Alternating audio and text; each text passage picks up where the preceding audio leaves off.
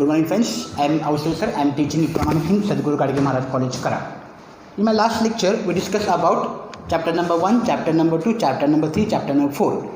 What you are going to learn from these chapters. Now in this lecture, I am going to explain about the chapter number 5, chapter number 6, 7, 8, 9 and 10.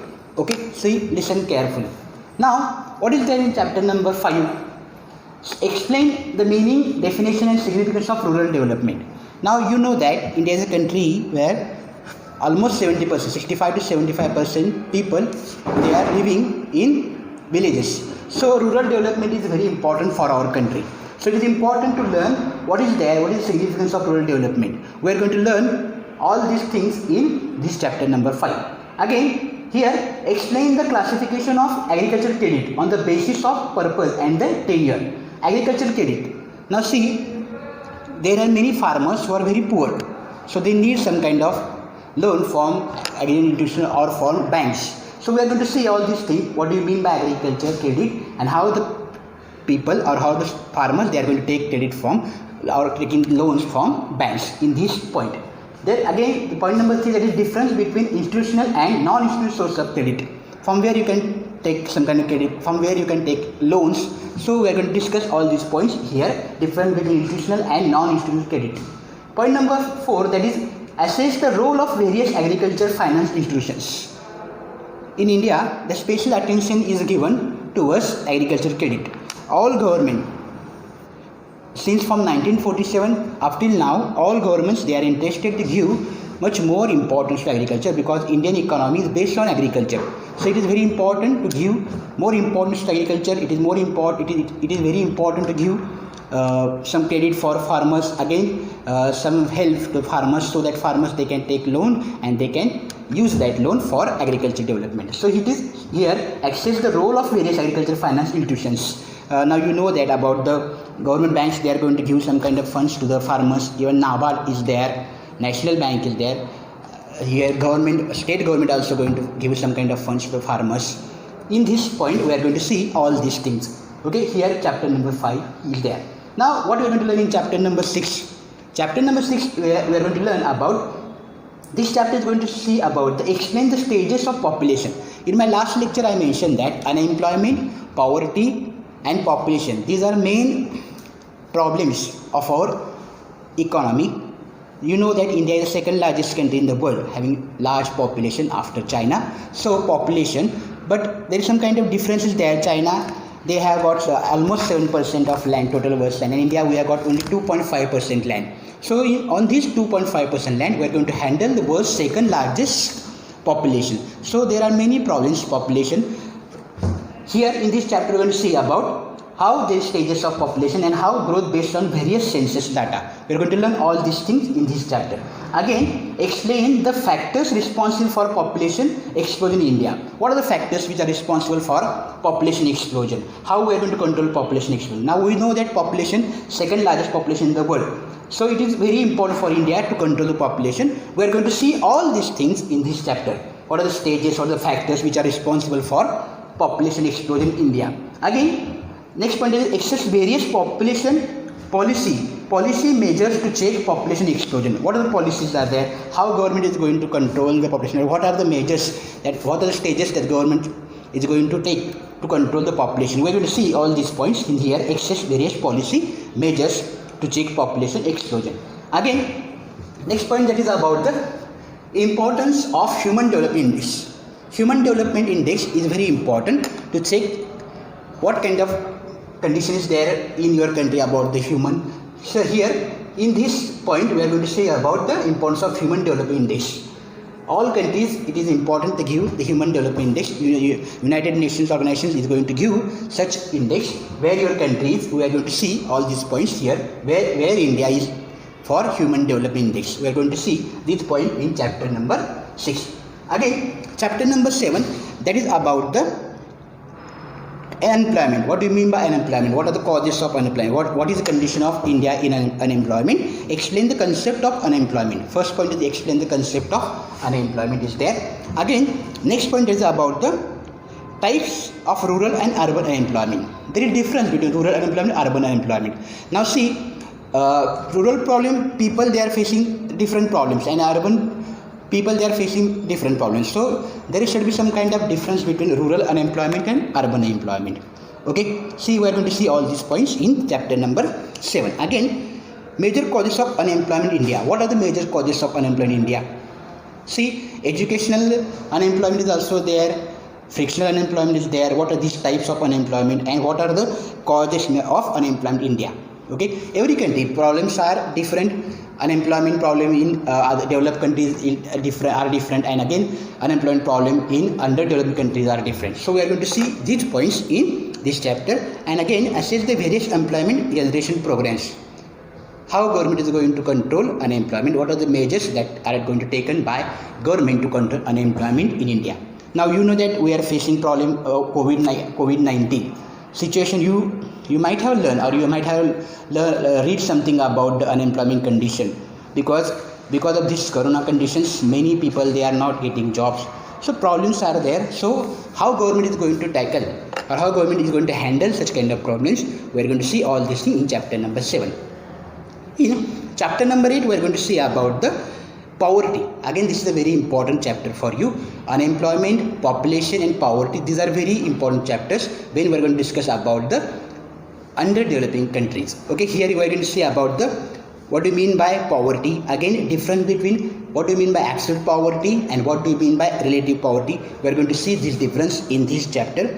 Again, here we are going to see about the what kind of urban poverty is there, what kind of rural poverty is there. Again, there is some kind of difference. Rural poverty is different than urban poverty. Okay, so in rural areas, villages, people, they, if they have some kind of limited money, they can live there.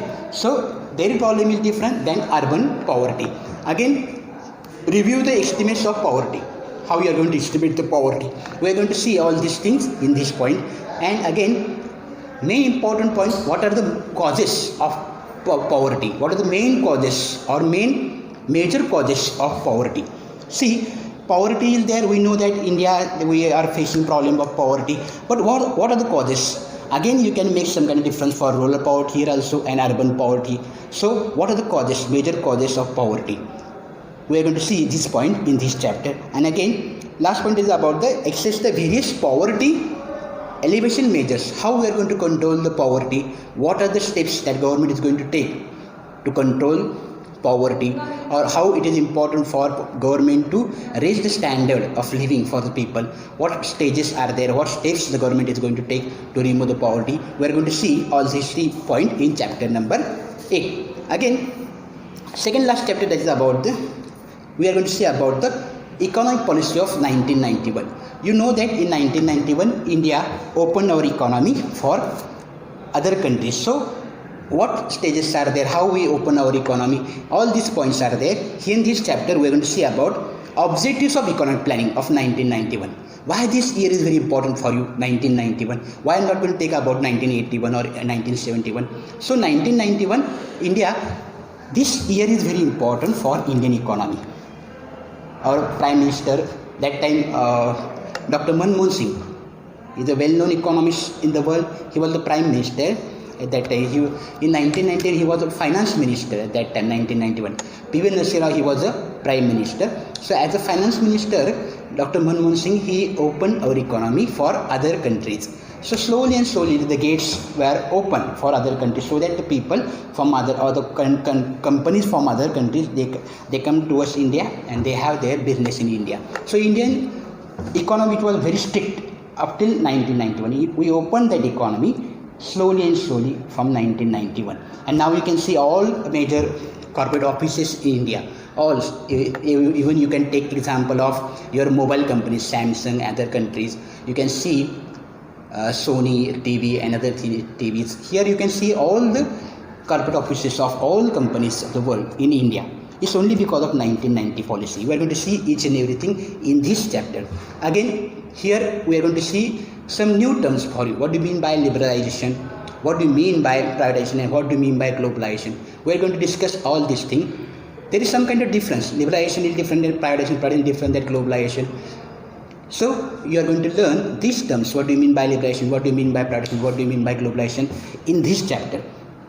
Again, from Indian point of view, point of view, we are going to discuss about the what measures undertaken for liberalization, globalization and privatization, or liberalization, privatization, globalization. What India adopted condition, what India adopted this policies for liberalization, what we adopted policies for liberalization, globalization and privatization. We are going to see all these points in this chapter. And last point, that is about the evaluation of economic policy of 1991.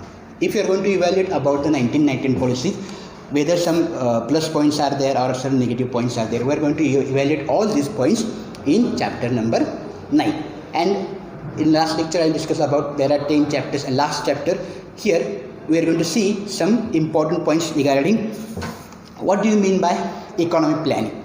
In last lecture I mentioned that now in India from 1947 up to 2012 or 2013-14, it was planning commission was there. Planning commission, duty of planning commission is to give some kind of plan to the government, and government is going to do things according to that plan. But from this new government, Narendra Modi ji, our prime minister, he changed that situation. Now instead of planning commission, there is Niti Aayog. Niti Aayog is going to do all this condition economic planning for our country. Okay, in this chapter we are going to see what do you mean by definition of economic planning. What do you mean by economic planning? Why it is important? How India developed with the help of economic planning. You see, in last lecture I discussed that planning is very important. If you plan properly, then definitely there is chance of success. But if you are not going to make plan, there is chance of failure. So when you are going to invest your money, it is very important for you to see each and everything in detail. It is important for you to make some kind of plan. Without planning, you cannot do anything. So for country like India, we are in developing situation. So it is important for us to do planning properly, because money, the resources, very important resources, and we are struggling for this problem. So what money is available, it is important for our country to use that money properly. So for that, planning is very important. Here again we are going to see the features of economic planning. What are the features of economic planning? Why it is important? What are the features of economic planning? We are going to see this point in this chapter.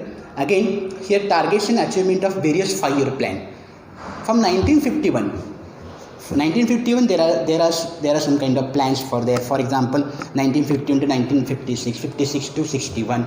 These are the plans from number 1 to from number 7, 8, 9, 10, 11, 12 up to the planning commission of 5-year plans were there. So what are the targets, or what were the targets of planning these 5-year plans, whether we achieved that problem. Now for example, the first plan, the Mahalanobis plan, the Herald model is there. We accepted these models and we do economic planning according to these conditions. So we are going to see all these achievements of 5-year plan from 1947 up to 2012 or 2030. We are going to see every year, every 5 year, what we achieved, what were the targets, whether we accepted, whether we completed that targets. We are going to see all these points in this chapter. Again, what we are going to analyze the 12 flip plan number 12 flip, that is 12 plan. We are going to see 12 5-year plan, what are the achievements of 12 5-year plan, and what were the targets, whether we achieved that targets. We are going to see this point in chapter number 10. Again, the new thing, that is about the function of Niti Aayog. I explained that now in India there is no planning commission. Instead of planning commission, Niti Aayog is there. Niti Aayog is going to see Niti Aayog is going to have some kind of formulation of planning about the India. So what is the duty of Niti Aayog? How many members are there? How they are going to function? How they are going to plan for our economy? We are going to see all these points. Again, here there is comparison. We are going to compare about the framework of planning commission and about the Niti Aayog.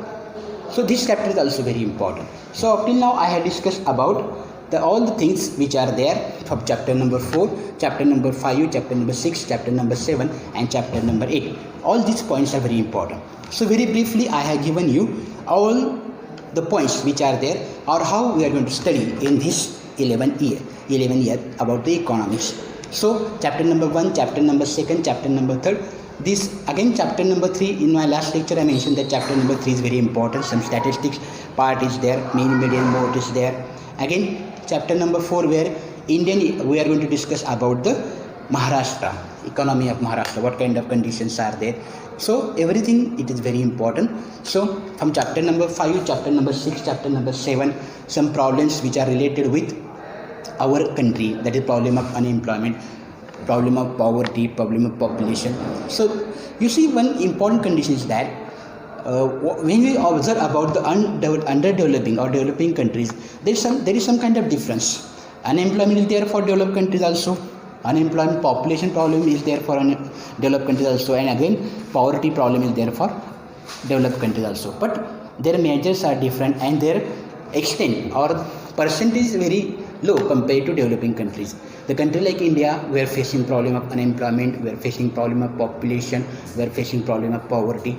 So almost below poverty line level, BPL level is there. You know about the BPL level is there. 30%, 40% people, they belongs to this below poverty line level. So population, unemployment is there. Unemployment, because of unemployment, main problem is about the population. Population is there because of population. Unemployment is there, and unemployment is there. That's why people, they are not getting job. Therefore, there is problem of poverty. So we discussed all these points. I hope you will understand. Next lecture, we're going to start from chapter number 1. Thank you very much.